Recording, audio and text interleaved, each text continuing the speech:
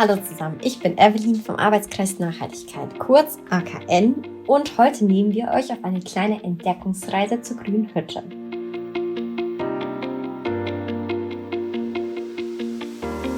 Was ist die Grüne Hütte? Vom 1. bis zum 4. Mai haben wir einen Aufenthalt im schönen Neckarzimmern organisiert. Im Laufe des Wochenendes hatten wir die Möglichkeit, an verschiedenen Workshops teilzunehmen. Wir haben beispielsweise über nachhaltiges Bauen, regenerative Agrarwirtschaft und das Thema Wachstum persönlich und ökonomisch diskutiert. Außerdem haben wir uns damit beschäftigt, wie unsere Uni noch nachhaltiger werden kann. Von der Mensa bis zur Unipolitik. Und natürlich kamen auch kreative Workshops, nicht zu kurz. Von Sauerteigbrotbacken bis zu Poetry Slam. Für den Ausgleich gab es auch sportliche Aktivitäten, Tanzen, Wandern und Volleyball. Gemeinsam haben wir das Essen gekocht, gegessen und für Ordnung gesorgt. Abends gab es natürlich Spiele, Filme und ein Lagerfeuer.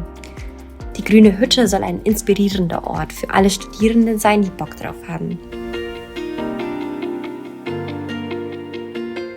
I think my highlight of the Green Hut here was just the people. I met really nice people. We had a really good time together. The highlight for me was the diversity of people and their varying perspective on the sustainability.